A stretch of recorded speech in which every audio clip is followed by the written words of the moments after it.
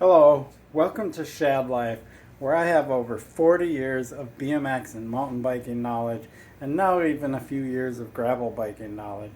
Um, I have a couple of updates, and these are bike updates. Today was kind of a big day. Two bikes I saw introduced just recently, and they're both kind of shockers.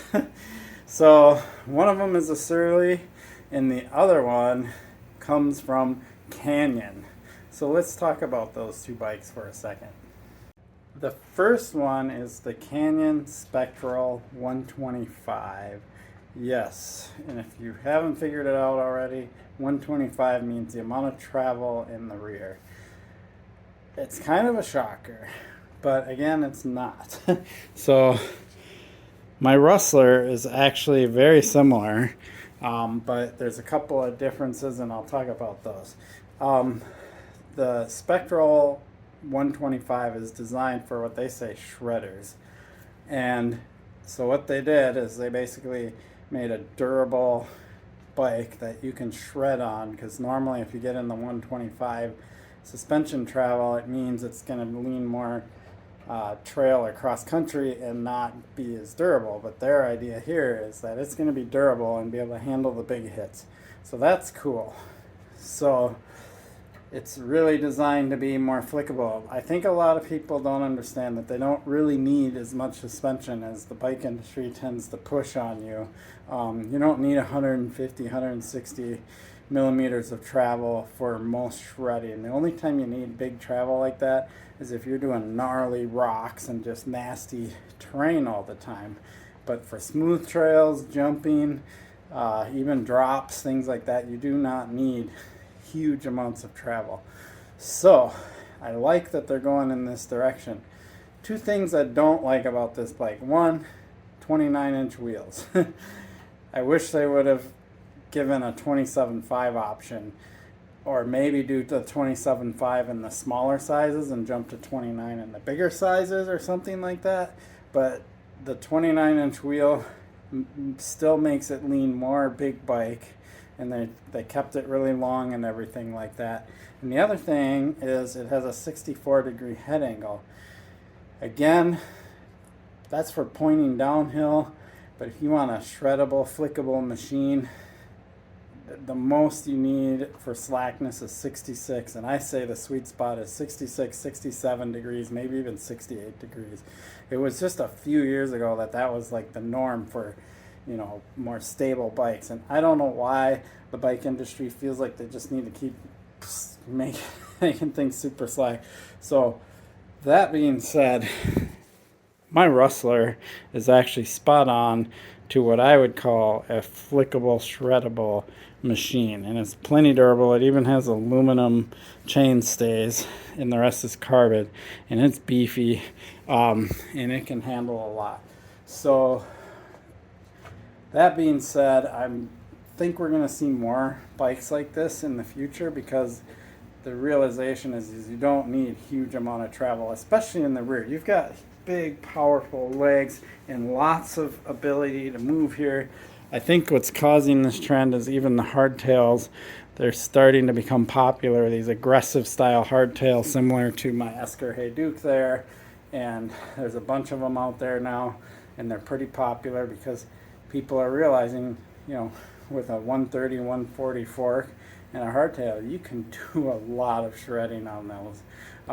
Think of BMX riders or people that ride DJ bikes, hardtails, or no suspension, and what they're doing on those bikes. So it is absolutely unnecessary to have big amounts of travel. So that's pretty cool. The Spectral, maybe for some people that really like that slack feel, I wish they would have made the head angle a little steeper and gave it an option for 27.5 wheels, because for a bike to be truly nice and agile and flickable, a little bit smaller wheel. That's what I learned when I had the Ripmo AF. It was just a little too much bike, too much suspension travel, too big of a wheel. When I went down to this bike, I'm having a lot more fun on this bike and can do everything I did on the Ripmo AF on that bike. So that is big news. That bike's supposedly going to come out this summer sometime. I'm going to see if I can get my hands on one just for the sake of it. I do a lot of talking, but I want to ride one, so we'll see what happens. Okay, let's talk about the Surly. Okay, so Surly is a local company to where I'm at here in Minneapolis. As all of you know, I have the low side. Everybody loves the low side. I always like to say everybody loves the low side, if you haven't noticed. Surly came out with a bike called the Ghost Grappler, and I think it was just introduced today. It's the first time I've heard of it anyway, and I've seen a couple channels on YouTube talking about it already. So I think it was a release. It's kind of interesting because that's two pretty significant bikes that are introduced in like February, which is unusual. Usually the bike industry is all about releasing stuff in like August, September, but now with Interbike gone and there not being a kind of a standard, thing going on annually, they can kind of release stuff whenever they want. So it's a little different, and the pandemic has all changed everything. So very interesting times. This Ghost Grappler, it's a drop bar mountain bike, and I say that pretty honestly because it has 27.5 by 2.4 tires on it, wheels and tires, and a drop bar, and it's got a pretty slack head angle. I mean, it's basically a hardtail or fully rigid mountain bike with a drop bar on it. It even has a short stem. I think this is another trend that's coming.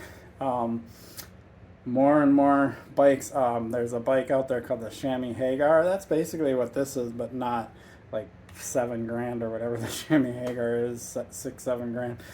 That's like a full carbon hardcore bike by Evil.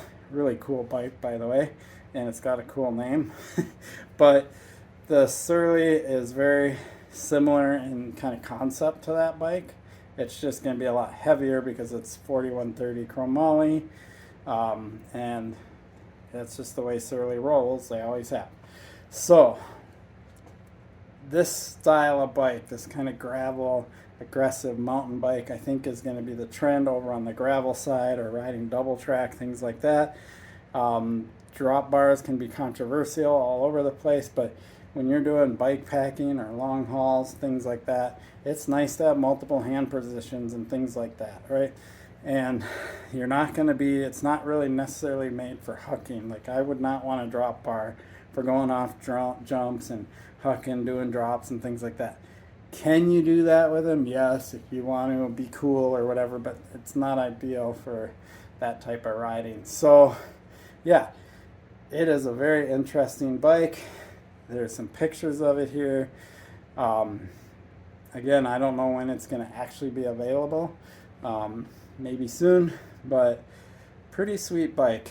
And to top this update off, that State All Road that I ordered has been shipped. I will be getting it this weekend, and I'll start my review process on that. Of course, it's still middle of winter, but that's the kind of bike I actually might ride out in the slop because that's what it's designed for.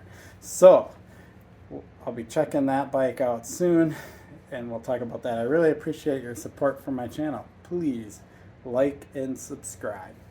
Peace.